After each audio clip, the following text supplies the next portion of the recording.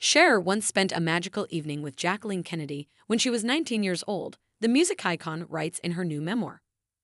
Cher, the memoir, Part 1 includes an anecdote from late 1965 when Cher and her then-husband, Sonny Bono, were invited to a swanky New York society soiree at the Waldorf Astoria Towers with the former First Lady as the guest of honor.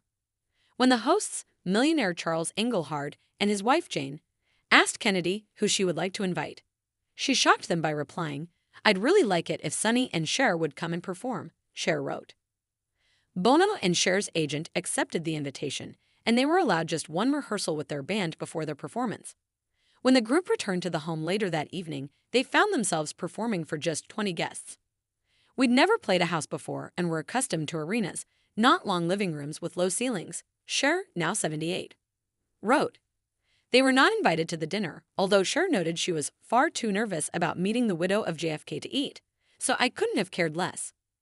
Sonny and Cher were even ushered out the door after they finished their set, much to the disappointment of Kennedy, who wanted to talk with them over dessert.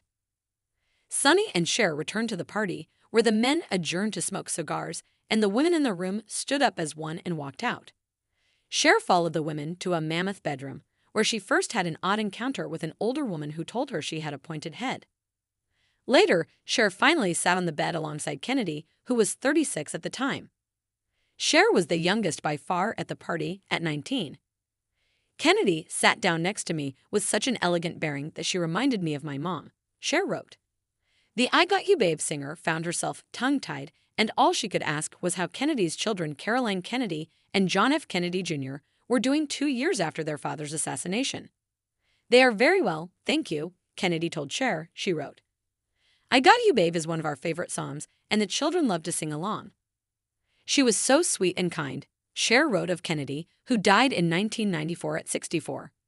"When we went back into the dining room, Jackie sat us immediately to her left and was great at putting us at ease." Sonny gave her something for the children, 2 little Catholic saint medals, which is a woman of faith she appreciated. She told him that he looked almost Shakespearean with his pageboy haircut, and from that moment on he was like putty in her hands. "Well, I think he was putty before, but that only helped." Cher, the memoir, Part 1 was released on November 19. The second part is expected later this year.